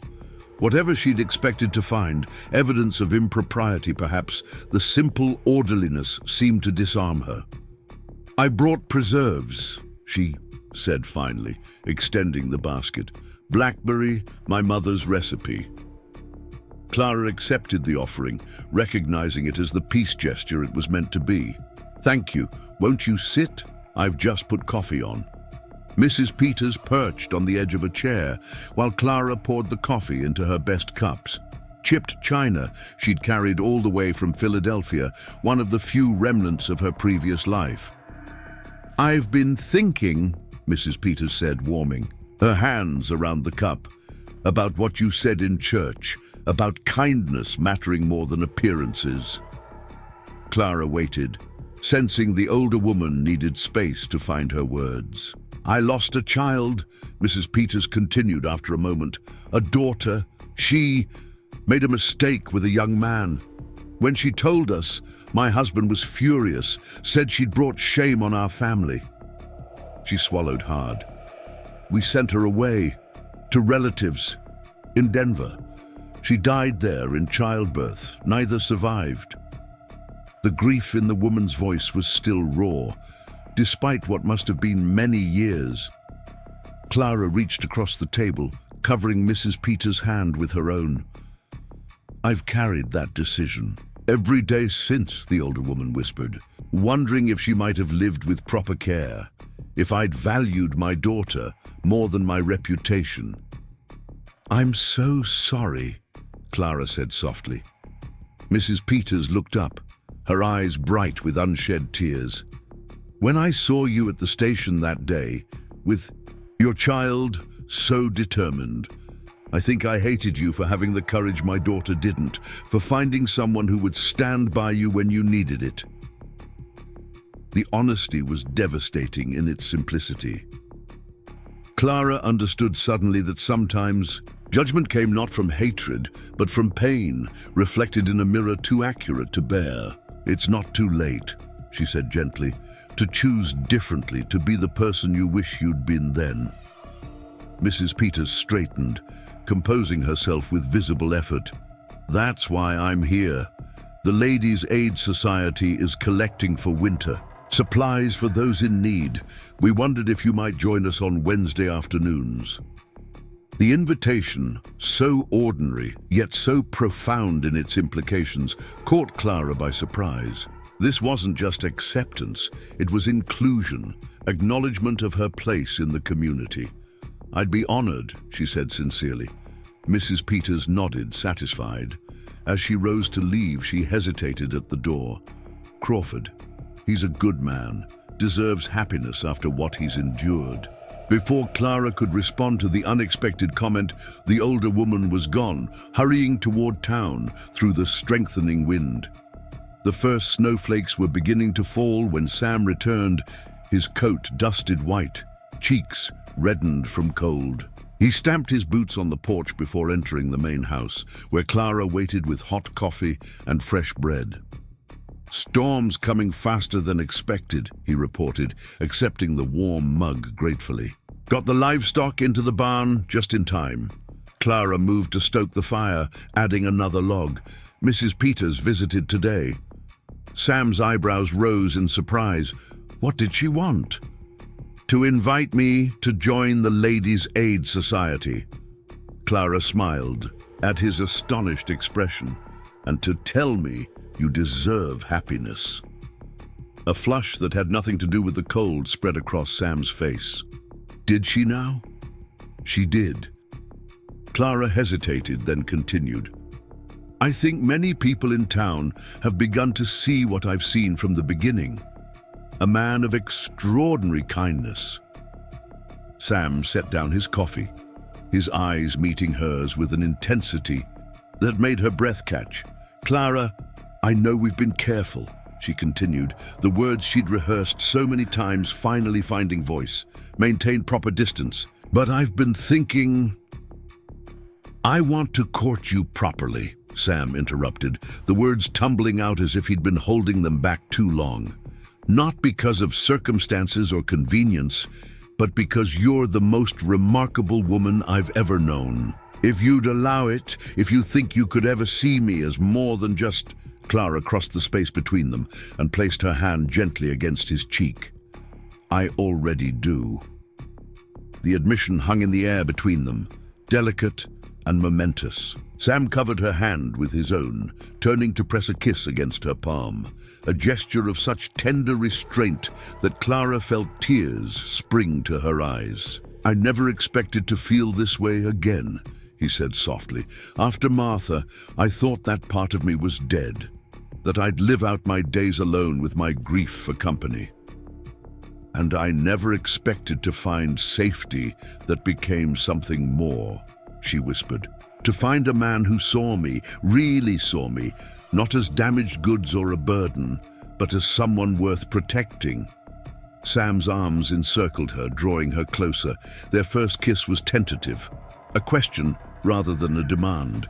The second held more. Certainty, a promise exchanged without words. When they finally parted, snow was falling heavily outside the window, the world transforming into a place of concealing white. "We should still be careful," Clara said, though she made no move to step away from the circle of his arms. "For appearances." Sam smiled, a rare, unguarded expression that transformed his face. "We'll do this right. Go into town together on Sundays. Take you and Maggie on proper outings, court you the way you deserve."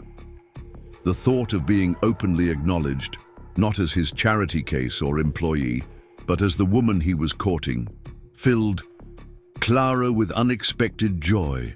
This was what she'd secretly longed for in those lonely nights at the cabin, watching the light in his window across the yard, recognition of the feelings growing between them, permission to nurture rather than suppress them. Outside, the storm intensified, wind driving snow against the windows in soft, insistent waves. Inside, a different kind of storm had broken, one that had been building since that first day at the train station, when a desperate woman and a grieving man had found in each other something neither expected to discover again: hope. December brought the deepest snow Clara had ever seen, transforming the ranch into a landscape of pristine white, broken only by paths Sam laboriously shoveled between buildings. The cold kept them close to home, venturing into town only when absolutely necessary. But their isolation was filled with a warmth that had nothing to do with the perpetually burning stove. True to his word, Sam courted her with gentle determination. There were small gifts: a hair ribbon purchased in Millerton, a wooden horse he'd carved for Maggie, wildflower seeds saved for spring planting. More precious were the evenings spent reading aloud by lamplight, his deep voice bringing stories to life while Clara mended or knitted. They shared memories once too painful to revisit, dreams they'd thought abandoned, building between them a bridge of understanding that grew stronger with each passing day. On Christmas Eve, Sam surprised Clara with a small package wrapped in brown paper tied with red string. Inside, she found a journal bound in soft leather, the pages crisp and waiting. "For your stories," he explained as she ran her fingers over the cover. "The ones you said you wanted to write someday." That he had remembered something mentioned in passing weeks ago, that he believed in her dreams enough to encourage them. These were gifts beyond price. Clara impulsively pressed a kiss to his cheek, delighting in the blush that still spread across his face at such gestures. "I have something for you too," she said, retrieving a carefully wrapped bundle from her sewing basket. Sam unwrapped it to find a quilt she'd pieced together in secret moments over the past month. Blues and grays like the Montana sky, each square sewn with tiny, perfect stitches. "It's beautiful," he said, running his hand over the fabric. "But when did you find time?" "Mothers become skilled at finding hidden moments," Clara laughed, "and some things are worth losing sleep for." His eyes held hers for a long moment, something unspoken passing between them. Then Maggie toddled over, breaking the tension with her demands to play with the colorful string from the packages. Christmas Day brought unexpected visitors. Doc Harlan arriving with small gifts for Maggie, and more surprisingly, Sheriff Bradley with news of town. "Thornton's selling his store," the sheriff announced as they sat around the dinner table. "Moving to Helena, from what I hear." Sam and Clara exchanged glances. The merchant's continuing animosity had been a shadow over their growing happiness, manifesting in small ways, orders mysteriously unfilled, whispers that still circulated despite the changing tide of opinion. "Sarah Whitmore's husband is buying the place," Bradley continued, helping himself to more of Clara's roast goose. "Plans to expand their mercantile business into Cedar Falls. Good news for folks tired of Thornton's prices." "And his influence," Doc Harlan added meaningfully. The knowledge that their most determined adversary would soon be gone seemed like the final Christmas gift, one that promised a future with fewer obstacles, fewer battles to fight. Later, after the visitors had departed and Maggie had fallen, asleep amid her new treasures, Clara and Sam stood on the porch, watching stars emerge in the crystal-clear sky. The cold was fierce but beautiful, their breath creating clouds of vapor that hung momentarily before dissolving. "What are you thinking?" Sam asked, wrapping the new quilt around both their shoulders. Clara leaned against him, drawing warmth from his solid presence. "About how different this Christmas is from what I imagined when I stepped off that train. How grateful I am that things didn't turn out as planned." "Grateful Thornton rejected you?" There was a smile in his voice. "Grateful I found something real instead of the arrangement I thought I needed." She turned to face him. "When I wrote those letters, I was desperate enough to accept a loveless marriage for security. I never dreamed I might find both security and love in the same person." Sam's arms tightened around her. "When I saw you on that platform, I was acting on instinct. Had no idea you'd change everything, wake up parts of me I thought were long dead." The stars above seemed to pulse. With cold fire, witnesses to promises exchanged in the quiet of a Montana winter night. Clara felt a certainty settle in her chest. A knowledge that whatever challenges lay ahead, they would face them together. not from necessity or circumstance, but from choice freely made. "Marry me," Sam said softly, the words forming vapor in the frigid air, not because of what people might say or for protection, but because I love you, because I want to build a life with you and Maggie, because I want to wake up every morning knowing you've chosen me as I've chosen you. Clara's heart seemed to expand, filling with a joy so intense it bordered on pain. "Yes," she whispered. "Yes, I'll marry you."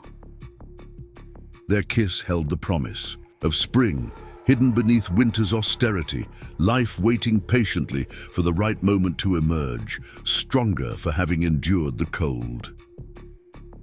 The new year brought change both expected and surprising. True to the sheriff's word, William Thornton departed Cedar Falls before January's end, leaving behind a vacuum quickly filled by Robert Whitmore's more genial presence. The mercantile, under new ownership, became a gathering place where Clara found herself welcomed rather than shunned. Her opinions sought on everything from fabric selections to canning techniques. More gradual was her integration into the wider community.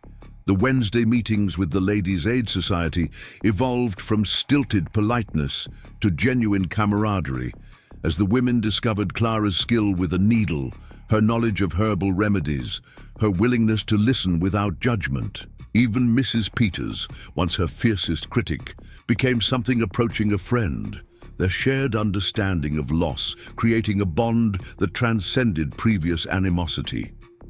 On a bright February morning, with snow still blanketing the ranch, but the promise of eventual thaw in the strengthening sun, Clara stood before Reverend Walsh in the church that had once been the site of her near condemnation. Now transformed with evergreen boughs and white ribbons, it witnessed a different kind of judgment, the community's blessing on a union that had grown from compassion to love. Clara wore a gown of dove-gray silk. Sarah Whitmore's gift arrived, specially from Denver. Her hair was crowned with a circlet of dried prairie flowers Mrs. Peters had preserved from summer's abundance. Maggie, in a dress of matching gray with blue ribbons, clung to Doc Harlan's hand as he prepared to give the bride away. The congregation that filled the pews represented nearly the entire town. Many who had once turned their backs now standing to honor this new beginning. Clara felt their presence not as judgment, but as affirmation. A community that had learned, however imperfectly, that second chances weren't just for those who received them, but for those who offered them as well. When Sam appeared at the church, entrance tall and solemn in his best suit, Clara felt the same flutter of recognition she'd experienced that first day at the station, the sense of seeing clearly someone who saw her just as clearly in return.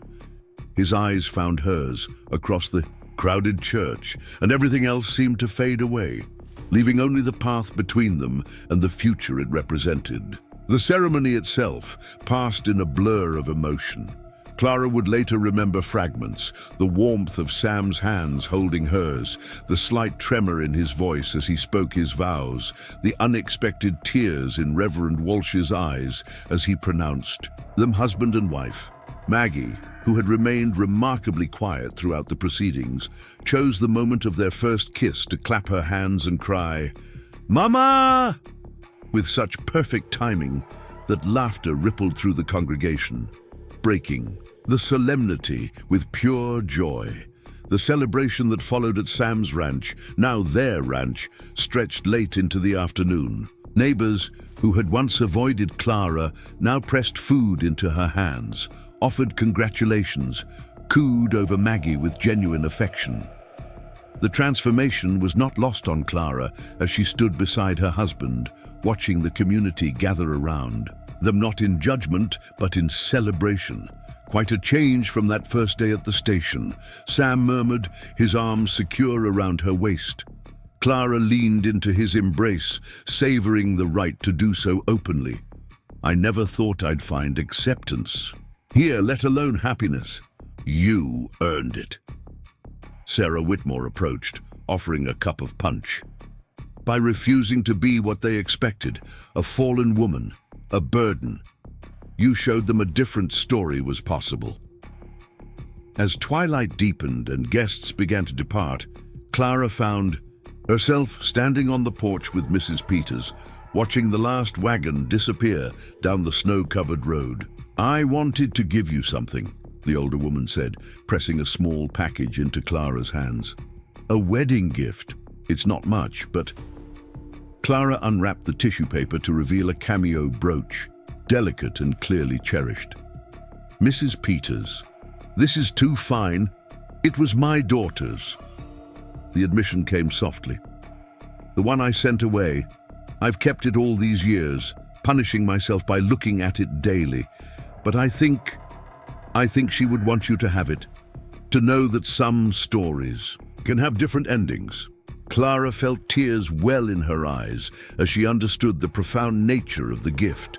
Not just the brooch itself, but the release it represented for this woman who had allowed grief to harden into judgment until Clara's presence forced her to face her own painful past. "I'll treasure it," she promised, embracing Mrs. Peters with genuine affection. As the last guests departed, Sam and Clara stood in the doorway of their home, watching stars emerge in the deepening blue of the winter sky.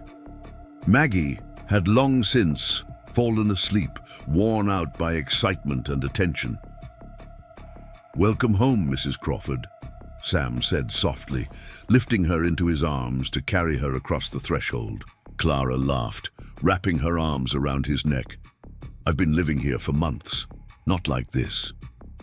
His eyes held a warmth that melted something frozen inside her. "Not as my wife, not as the woman who made this house a home again." Their wedding night was a discovery of each other, of the tender passion that had been building between them through months of restraint. Clara, who had known love before, found herself surprised by the depth of emotion Sam's touch awakened.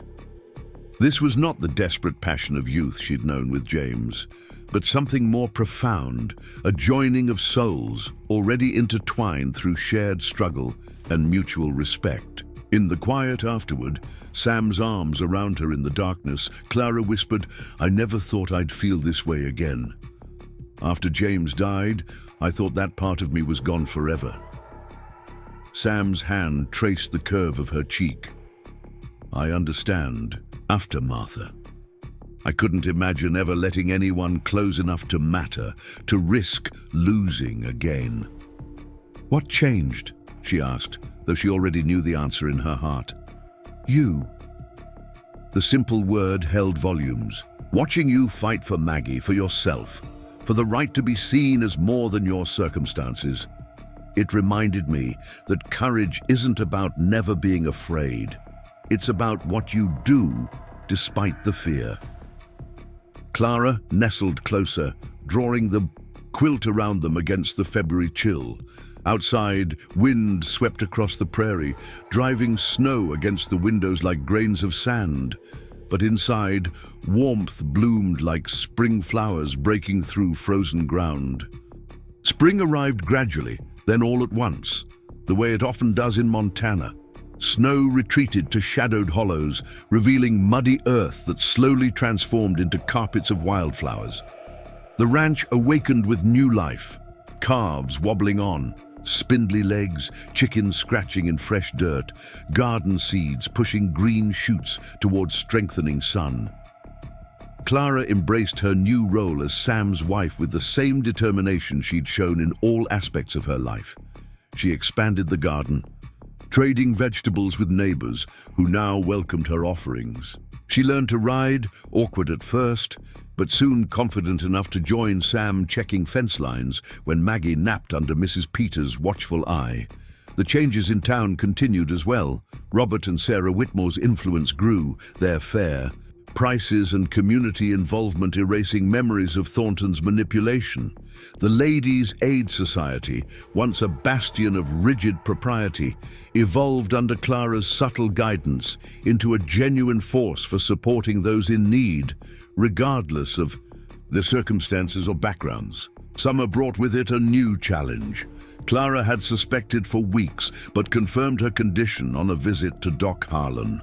A child, their child, growing beneath her heart. She told Sam on a golden evening as they sat on the porch watching Maggie chase fireflies across the yard. "A baby?" Wonder transformed his weathered face. "You're sure?" Clara nodded, her hand instinctively covering her still flat stomach. "Doc says late December, perhaps early January." Sam's arms enfolded her, his face buried in her hair. "I never thought. After losing Martha and our son, I never dared." "Hope, are you happy?" she asked. Though his reaction left little doubt, he pulled back to look at her, eyes bright with unshed tears. Happy doesn't begin to cover it. Terrified, yes. Overwhelmed, certainly. But mostly grateful for another chance, for you, for everything. The news spread quickly through Cedar Falls, met with genuine congratulations rather than the whispers that had once followed Clara. Mrs. Peters immediately began knitting tiny garments. Sarah Whitmore organized the women to plan a proper baby celebration. Sheriff Bradley, in his gruff way, offered to build a cradle, revealing previously unknown carpentry skills. As summer faded into autumn, Clara's body rounded with new life. Each kick, each flutter beneath her ribs felt like a miracle. Not just the miracle of creation that all expectant mothers experience, but the miracle of having found this second chance at family, at belonging, at building something lasting from the ashes of what had been lost. The first snow fell early that year, blanketing the ranch in white before the last leaves had fallen. Clara watched from the window as Sam built a sled for Maggie, her daughter's excitement evident in her, wild spinning and clapping.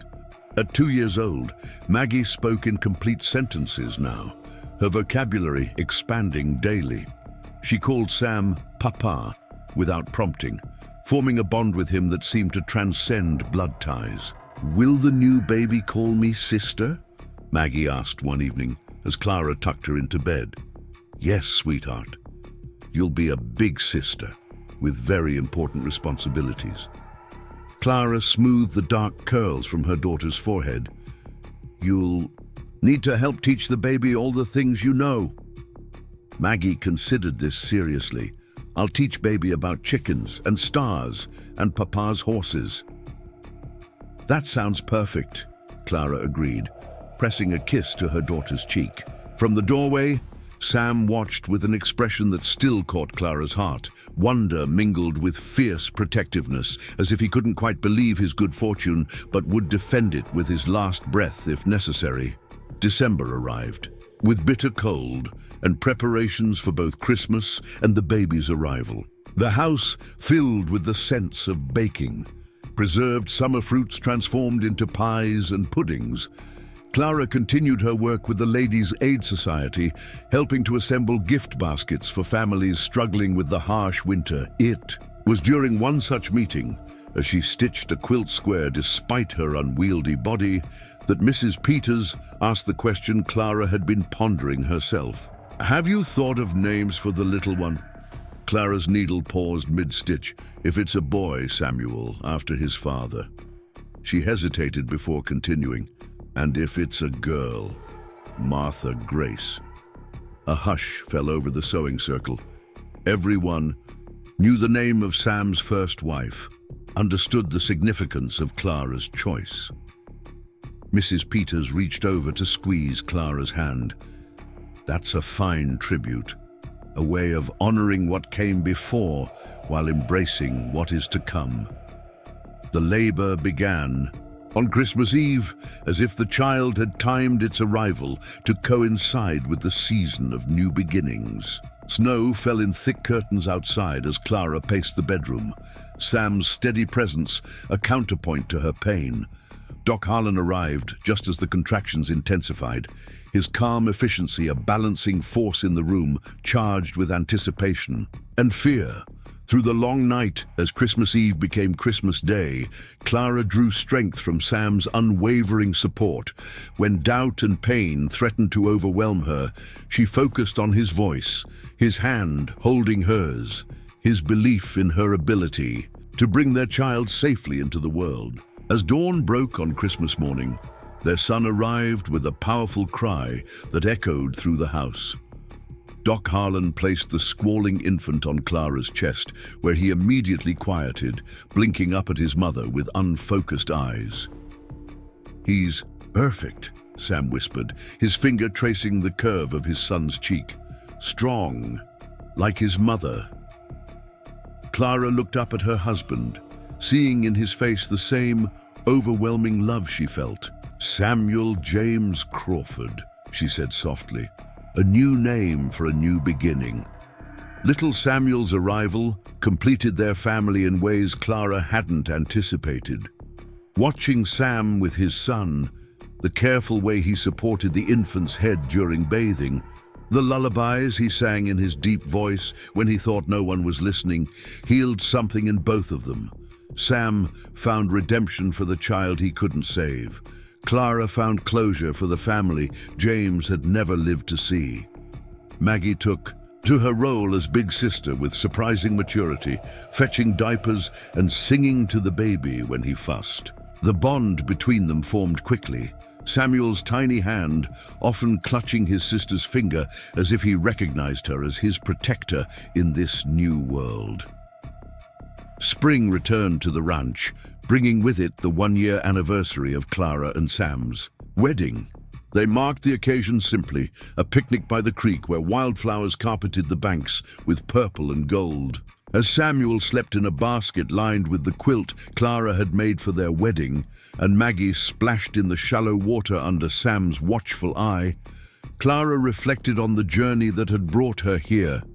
From the desperate young woman stepping off that train to the confident wife and mother she'd become, the transformation seemed almost impossible.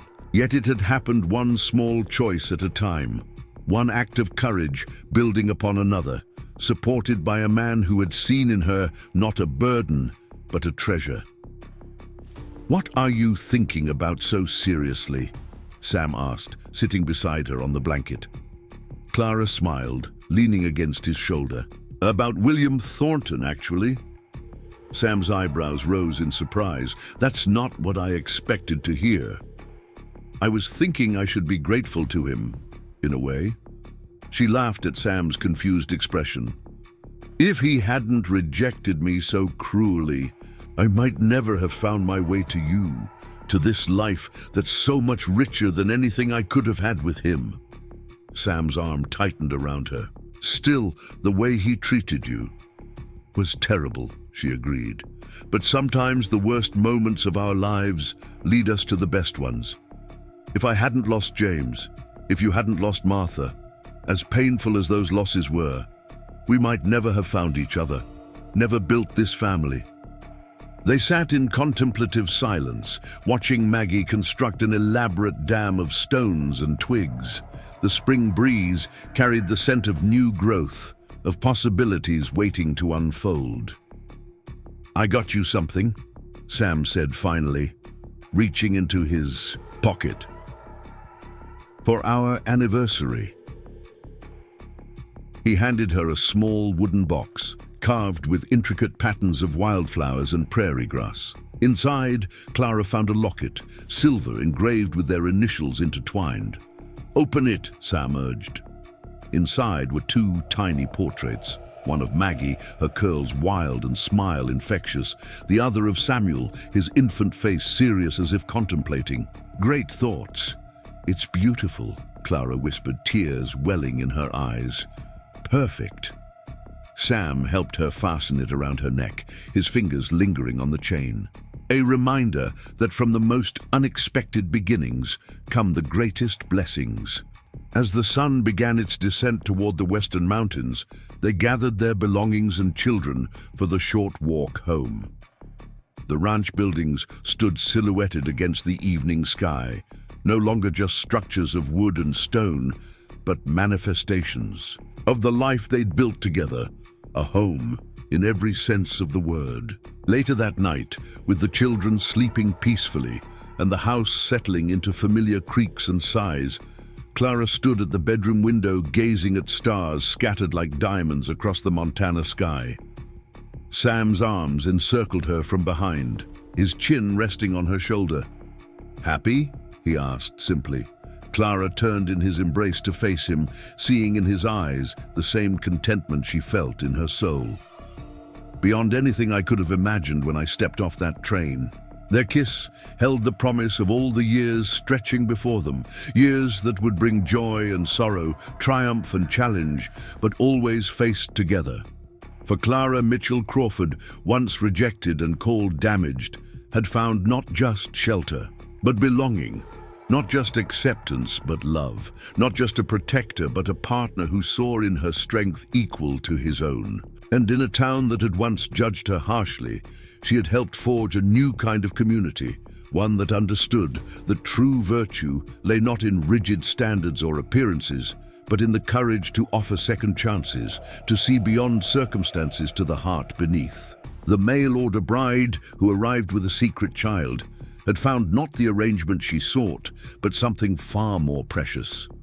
A family built on choice rather than necessity, on respect rather than obligation, on love that had grown slowly. In the fertile soil of shared struggle and mutual admiration, as moonlight spilled across their joined hands, Clara offered a silent prayer of gratitude for the journey that had seemed so desperate at its beginning, yet had led her home in ways she never could have foreseen. For the man beside her who had taught her that protection without possession was the truest form of love. And for the future they would build together, day by day, challenge by challenge, joy by joy. A future as vast and promising as the Montana sky. Up next, you've got two more standout stories right on your screen. If this one hit the mark, you won't want to pass these up. Just click and check them out.